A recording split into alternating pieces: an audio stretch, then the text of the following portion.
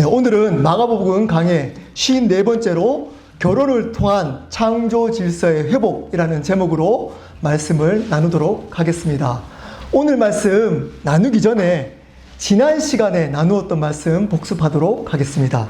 지난 시간에는 화목을 위한 제자의 삶이라는 제목으로 말씀을 나누었습니다. 하나님께서 우리에게 원하는 것은 화목이라고 말씀을 드렸습니다. 그 화목은 인간관계에서 잘 지내는 것이 아니라 하나님과 화목하는 것이라고 말씀을 드렸습니다. 그러므로 우리가 해야 할 일은 다른 사람을 하나님과 화목해 하는 일입니다. 그렇게 하기 위해서 지난 시간에는 두 가지의 제자의 삶을 살아야 된다고 말씀을 드렸습니다. 첫 번째, 연약한 자를 실족시키면 안 된다라고 말씀을 드렸습니다. 그리고 두 번째는 죄악을 단호하게 끊어버려야 한다라고 말씀을 드렸습니다. 자, 오늘은 결혼을 통한 창조 질서의 회복이라는 제목으로 말씀을 나누겠습니다. 여러분들은 살아가시면서 가장 힘든 일이 어떤 일이던가요? 네, 제목을 보고 눈치채신 분들도 계실 겁니다. 누가 저한테 이야기를 했습니다. 이 세상에 가장 힘든 일은 결혼이다. 결혼을 잘 유지하는 것이 이 세상을 살아가면서 가장 힘든 일이라고 누가 저에게 이야기를 하더라고요. 그 친구가 제가 결혼식 할 때 휴가를 내고 서울에서 경주로 왔습니다. 제가 너무 고마워가지고 그 친구에게 이렇게 얘기했습니다. 야, 휴가까지 내서 이 먼 곳까지 와줘서 너무 고맙다 라고 했더니 그 친구가 이렇게 이야기를 했습니다. 진정한 친구란 기쁜 일이 있을 때는 넘어가더라도 인생에 가장 힘든 일을 겪을 때는 함께 하는 거야. 여러분, 이 뜻을 이해를 못하시나요? 저는 그 이야기를 얼마 지나지 않아서 이해가 되었습니다. 결혼이 그 친구가 보기에는 친구가 겪는 가장 힘든 일이라고 여겼기 때문에 휴가까지 내서 결혼식에 왔다는 겁니다. 여러분들의 결혼 생활은 안녕하신가요? 오늘은 이 결혼 생활에 관한 말씀입니다. 특별히 이혼과 재혼에 관한 말씀입니다. 근데 오늘 말씀은 어떻게 결혼 생활을 잘 할지, 그리고 이혼과 재혼에 대해서 믿는 자들이 어떤 생각을 가져야 될지에 대한 말씀이 아닙니다. 이 말씀은 그 결혼 생활을 통해 하나님이 말씀하고자 하는 중요한 진리가 있다는 것을 우리에게 알려주고 계십니다. 그 진리가 무엇인지를 알면 여전히 여러분을 힘들게 하는 그 배우자가 다르게 보여질 겁니다. 제가 이 말씀을 3개월 정도 묵상하면서 저 아내에 대한 태도가 완전히 바뀌었습니다. 여러분들에게도 그러한 은혜가 있기를 축복합니다. 우리 한 절씩 보도록 하겠습니다. 1절입니다. 제가 읽겠습니다. 예수께서 거기서 떠나 유대 지경과 요단강 건너편으로 가시니 무리가 다시 모여 들거늘 예수께서 다시 전례대로 가르치시더니, 거기는 갈릴리입니다. 갈릴리에서 떠나서 유대 지경과 요단강 건너편은 베레아 지역입니다. 베레아 지역으로 가서 예수님은 전례대로 제자들을 가르치셨습니다. 이 전례대로라는 의미는 전에 하시던 대로입니다. 늘 하시던 대로 무엇을 가르치셨을까요? 네, 하나님의 나라의 복음과 그 삶에 대해서 가르치셨습니다. 예수님은 지금 예루살렘 입성을 향해 가고 있는 중입니다. 그래서 특별히 이 하나님의 나라의 복음에 대해서 직설적으로 그리고 강조하면서 가르치고 계십니다. 근데 그 전에도 무엇을 가르쳤다고요? 하나님 나라의 복음을 가르치셨던 겁니다. 무엇을 통해? 기적과 이적을 통해, 그리고 율법을 가르치심을 통해, 그럼 하나님의 나라의 복음을 가르치시던 겁니다. 예수님의 모든 사역은 하나님의 나라의 복음에 대한 것이었습니다. 그러므로 교회도 마찬가지입니다. 교회도 모든 것을 통해 하나님의 나라의 복음에 대해서 가르쳐야만 하는 겁니다. 2절입니다. 바리새인들이 예수께 나와 그를 시험하여 묻되 사람이 아내를 버리는 것이 옳으니까. 바리새인이 예수님께 묻는데 그 이유를 밝힙니다. 왜 묻나요? 시험하기 위해서 물었습니다. 그 질문의 내용이 뭔가요? 사람이 아내를 버리는 것이 옳습니까? 여기서 사람은 남자를 의미합니다. 그때 당시에는 남자만을 인간 취급했기 때문입니다. 남자가 이혼의 주도권을 가지고 있었기 때문에 이렇게 물은 겁니다. 이혼해도 됩니까? 라고 물었습니다. 왜요? 예수님을 시험하기 위함이었습니다. 궁금해서가 아닙니다. 제가 목사로 살아보니까 이런 성도들이 있더라고요. 저를 시험하기 위해서 질문하는 분들이 있으시더라고요. 여러분, 이렇게 지금 바리새인이 예수님께 이혼에 대해서 시험하려고 묻습니다. 거기에 대해서 예수님이 대답하십니다. 3절 4절입니다. 대답하여 이르시되 모세가 어떻게 너희에게 명하였느냐? 이르되 모세는 이혼 증서를 써주어 버리기를 허락하였나이다. 예수님이 그들에게 되묻습니다. 모세의 율법에는 어떻게 기록되어져 있느냐라고 묻습니다. 그랬더니 그들이 대답합니다. 이혼 증서를 써주어서 이혼해도 된다라고 모세 율법에 나와 있다고 대답합니다. 이것은 신명기 24장 1절 말씀을 근거로 했습니다. 제가 읽겠습니다. 사람이 아내를 맞이하여 데려온 후에 그에게 수치되는 일을 있음을 발견하고 그를 기뻐하지 아니하면 이혼 증서를 써서 그의 손에 주고 그를 자기 집에서 죄송합니다. 잘 안 보이네요. 보낼 것이요. 이렇게 신명기 24장 1절에 모세는 어떻게 하라고요? 이혼 증서를 써주면 이혼할 수 있다라고 이야기를 했다라고 예수님께 대답을 했습니다. 여러분, 그때 당시에 유대교회는 두 가지 큰 학파가 있었습니다. 샴마이 학파와 힐렐 학파였습니다.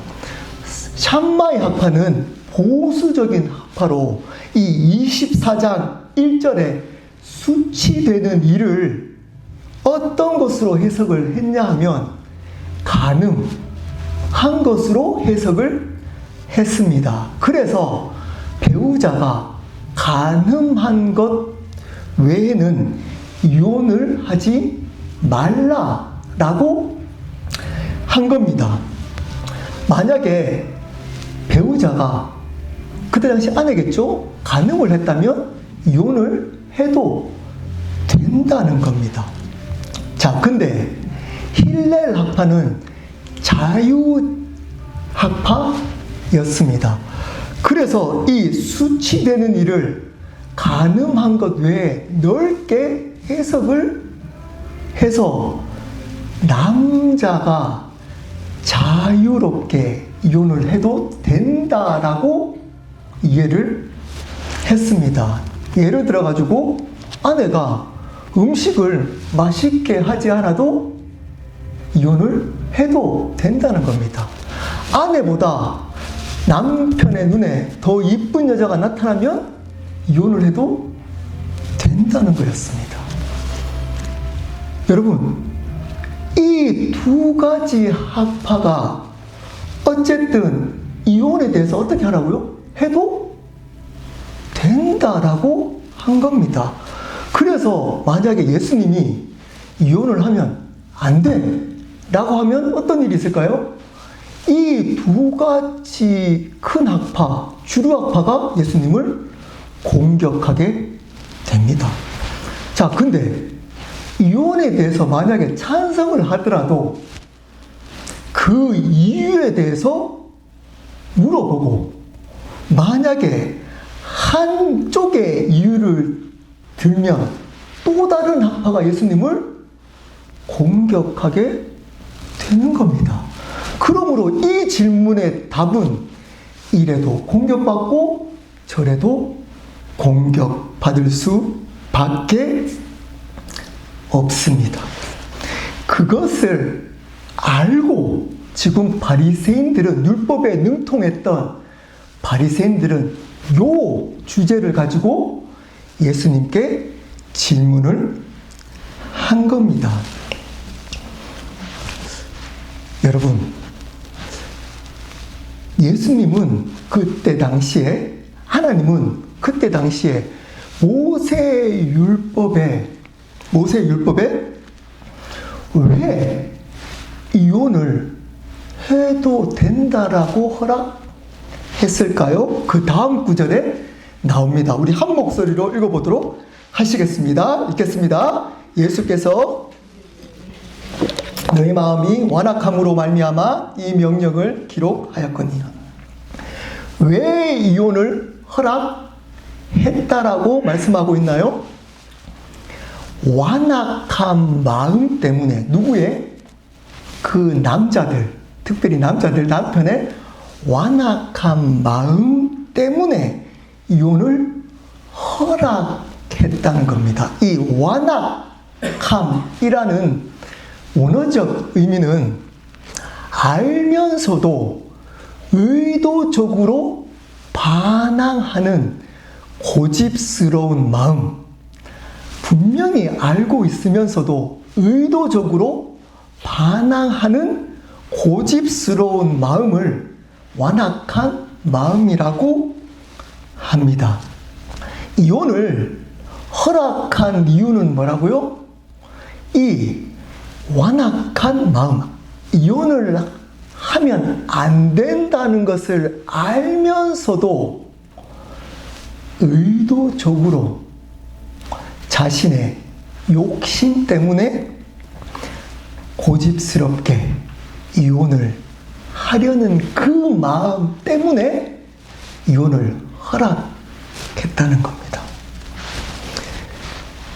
여러분, 좀 더 나아가서 왜 완악한 마음을 인정하고 그 마음 때문에 이혼을 해도 된다고 말씀하셨을까요? 이것이 중요합니다. 왜 그러셨을까요? 그것은 여자의 인권을 보호하기 위함이었습니다. 여러분, 신명기 24장 1절에서 중요한 것이 있습니다. 뭘까요? 이혼 증서를 써야만 이혼할 수 있다는 겁니다. 여러분, 그때 당시에 아내는 인권이 없었습니다. 남편의 결정에 따라 이혼 당할 수 있었던 겁니다. 자, 근데 문제는 뭘까요? 그렇게 이혼 당한 여자는 인권이 여전히 전 남편에게 있습니다. 그래서 다른 남자와 결혼할 수 없게 되는 겁니다. 그래서 그 이혼당한 여자들은 결혼을 못하고 생계를 위해서 창녀로 살아가는 여자들이 대다수였습니다. 그래서 하나님은 이 여자에게 공식적으로 이혼을 했다라는 이혼 증서를 써주어서 다른 사람과 이혼당한 여자가 결혼을 할 수 있도록 할 때만 이혼을 허락한 겁니다. 하나님은 그 당시에 전혀 인권이 없던 여자의 인권을 지키기 위해서 이혼을 허락하신 겁니다. 근데 사람들은 왜 이혼을 했다고요? 완악함. 이 완악함을 하나님은 아셨어요. 그들이 이 완악함을 절대 바뀌지 않는다는 것을 아셨습니다. 그래서 그 완악함 속에서 그 여자들의 인권을 지키는 방법이 뭘까요? 이혼을 허락하는 것이었습니다. 어떨 때? 이혼 증서를 써줄 때 그 이혼당한 여자가 다른 남자와 결혼해서 인격적으로 살아갈 수 있는 상황이 주어졌을 때만 이혼을 허락한 겁니다. 여러분, 그러면 질문 한번 해보겠습니다. 그러면 이혼을 할 수 있다는 건가요? 하면 안 된다는 건가요? 제가 제목을 원래 이렇게 붙이려고 하다가 너무 가벼워 보여가지고 이혼해도 될까요? 라고 붙이려고 하다가 너무 가벼워 보이는 거 가지고 다른 제목을 붙였습니다. 그럼 여러분, 이혼해도 되는 걸까요? 아니면 이혼을 하면 안 될까요? 결론적으로 말씀을 드리겠습니다. 이혼할 수 있습니다. 원칙적으로는 이혼을 하면 안 됩니다. 하지만 세 가지의 경우에는 이혼을 할 수가 있습니다. 이혼이 절대 안 된다는 것을 이 바리새인들은 몰랐을까요? 알았습니다. 왜요? 창세기에 하나님이 만드신 원리이기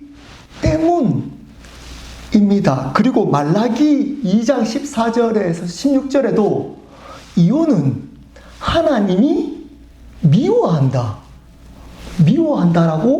밝혀주고 있기 때문에 이 능통했던 율법학자인 바리새인은 분명히 알았습니다. 이혼을 절대 하면 안 된다라는 것을. 근데 그것을 빼고 모세 율법에 있는 이혼을 해도 된다는 것을 가지고 예수님께 질문을 한 겁니다. 근데 예수님이 어떻게 대답했다고요? 그것은 너희들의 완악함 때문에 허락한 거야. 왜? 여자들을 내가 사랑하기 때문이야. 그 당시에 인권이 없었던 그 여자도 내가 사랑하기 때문이야.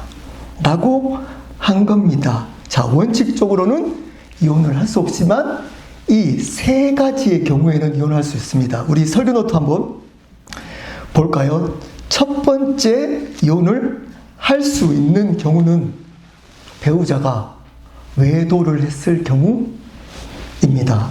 마태복음 19장 9절입니다. 내가 너희에게 말하노니 누구든지 음행한 이유 외에 아내를 버리고 다른 데 장가 드는 자는 간음함이니라.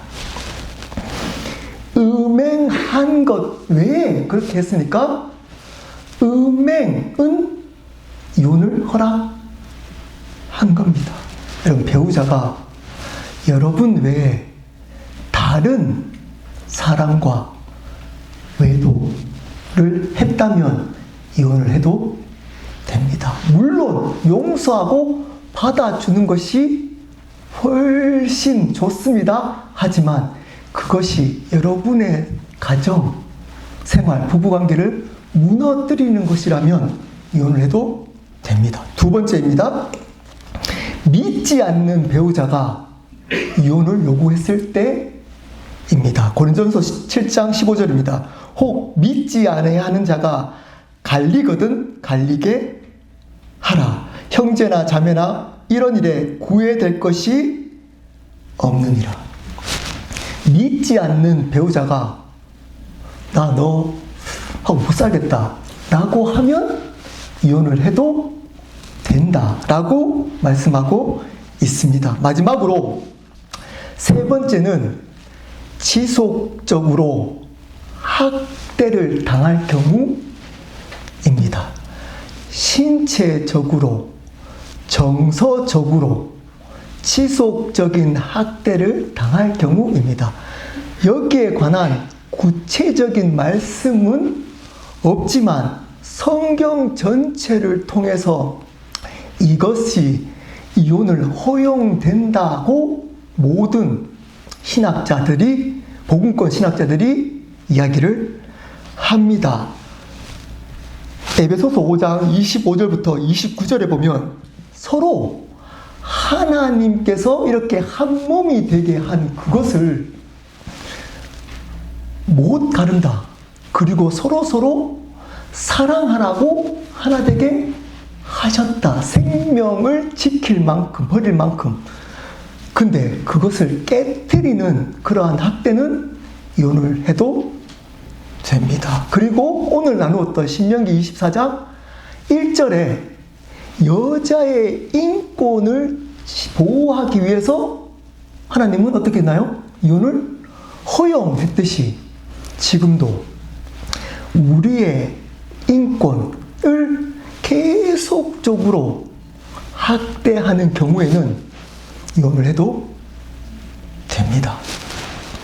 이 세 가지 외에는 여러분 이혼을 절대 하면 안 됩니다.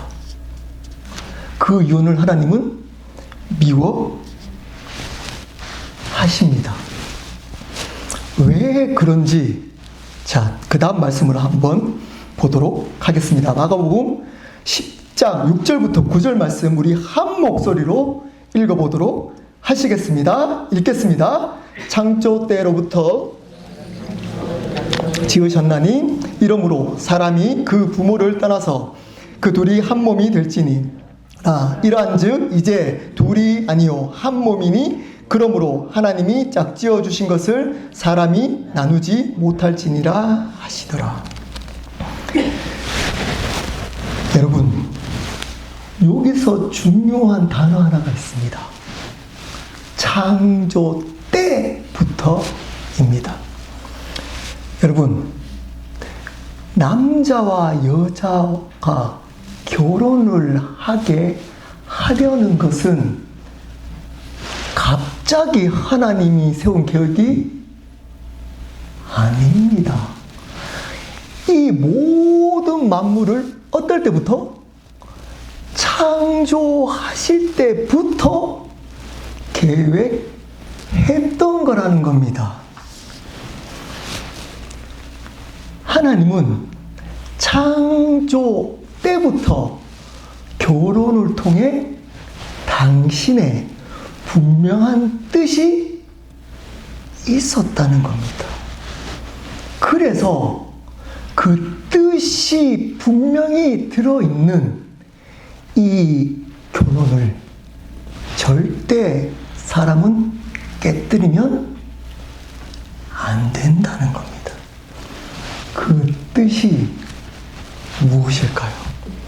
에베소서 5장 31절부터 32절 제가 읽겠습니다. 그러므로 사람이 부모를 떠나 그의 아내와 합하여 그들이 한 육체가 될지니 이 비밀이 크도다. 나는 그리스도와 교회에 대하여 말하노라.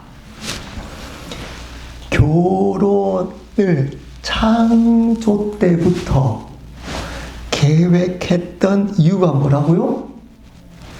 그리스도와 교회 때문이라는 겁니다. 여러분, 예수님을 성경에 신랑으로 표현을 합니다. 그리고 믿는 우리를 신부라고 표현을 합니다. 그래서 신랑 되신 예수님과 신부 된 우리가 결혼을 하게 된다는 겁니다. 그것이 뭔가요? 구원입니다. 자, 그러면 신랑 되신 예수님이 신부 된 우리와 이혼할까요? 절대 이혼하지 않습니다. 왜요? 우리를 죽기까지 변함없이 영원히 사랑하기 때문입니다. 그 사랑을 알려주고 회복하기 위해서 주신 게 뭐라고요? 결혼이라는 겁니다. 여러분, 이 결혼을 창조 때부터 계획하신 겁니다. 창조 때부터 계획한 창조 질서인 겁니다. 뭐가요? 예수님을 통해 그 영원히 변함없는 그 사랑의 관계를 우리 인간과 맺어가면서 우리는 살아가야 하는 것. 인간은 예수님을 통해서 하나님과 영원히 변함없는 그 사랑을 교제할 때만 진정한 행복을 누리며 살아갈 수 있다는 겁니다. 그것이 창조 질서입니다. 여러분, 이것을 결혼을 통해 회복시키고 싶어 하셨던 겁니다. 자, 좀 더 쉽게 설명을 하겠습니다. 여러분들을 여전히 그 배우자가 힘들게 하잖아요. 변할 만도 한데 분명히 이렇게 하면 아프고 상처된다고도 했는데 변하던가요? 네, 지금까지 안 변하고 계속 아픔과 상처를 주고 있잖아요. 그러면 무엇을 생각을 하나요? 와, 이 사람하고는 못 살겠다. 이혼해야겠다. 라고 하루에도 몇 번씩 생각하고 있지 않나요? 생각이 들지 않던가요? 근데 배우자가 여러분에게 여전히 반복적으로 아픔을 주고 상처를 준 그 모습이 여러분이 예수님께 하고 있는 모습이라는 겁니다. 다시 말씀드립니다. 배우자가 여러분에게 변하지 않고 여전히 상처를 주고 아픔을 주는 그 모습이 여러분이 여전히 변하지 않고 하나님께, 예수님께 하나님의 마음을 아프게 하고 상처를 주고 실망시키는 모습이라는 겁니다. 그것을 결혼을 통해서만 알 수 있습니다. 근데 그럼에도 불구하고 그 예수님은 여러분과 이혼하지 않는다는 겁니다. 그럼에도 불구하고 예수님은 끝까지 포기하지 않고 여러분을 사랑하겠다는 겁니다. 이것을 이 부부관계, 결혼을 통해 알려주기를 원하신다는 겁니다. 이 하나님과의 깊은 사랑의 관계를 어쩌면 불완전해 보이는 이 결혼, 부부관계를 통해 경험하도록 하신다는 겁니다. 그렇지 않으면 여러분들은 절대 그 사랑을 이해할 수 없기 때문입니다. 그렇지 않으면, 이러한 고난이 없으면 여러분들은 하나님의 마음을 절대 바르게 이해할 수 없는 교만한 존재이기 때문입니다. 그래서 하나님은 이 결혼을 통해서 영원히 변함없는 그 사랑이 어떤 사랑인지를 날마다 경험하도록 하고 계십니다. 여러분, 그러므로 여전히 여러분을 아프게 하는 그 배우자가 축복입니다. 축복입니다. 이것이 믿어지고 받아지는 그 사람에게 하나님과의 진정한 사랑의 관계가 회복된다는 겁니다. 그렇지 않으면 여러분들은 착각합니다. 여러분들이 잘해서 하나님의 사랑을 받는 것처럼 착각합니다. 입술은 그렇게 얘기하지 않습니다. 근데 마음 깊은 곳에서는 내가 사랑받을 자격이 있는 것처럼 착각하며 진정한 하나님의 사랑을 절대 경험 못합니다. 그렇기 때문에 여러분, 이 교로를 주신 겁니다. 여러분, 지금까지 여러분을 신랑 되신 예수님께서 어제, 그저께, 심지어 오늘 아침에도 상처 주시지 않았나요? 여러분이 하고 싶은 대로 주인이 되어서 하나님을 무시하고 살아가잖아요. 근데 이렇게 이야기를 합니다. 로마서 8장 38절부터 39절입니다. 한 목소리로 읽어보도록 하시겠습니다.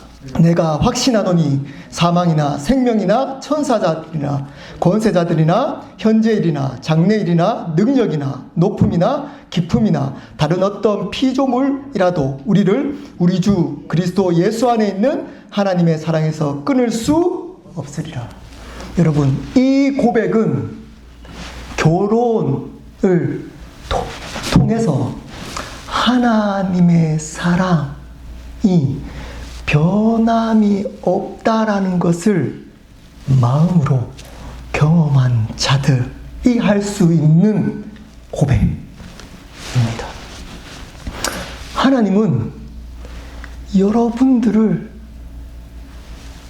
어떤 상황 속에서도, 어떤 모습 속에서도 절대 포기하지 않습니다. 끝까지 변함없이 사랑하십니다.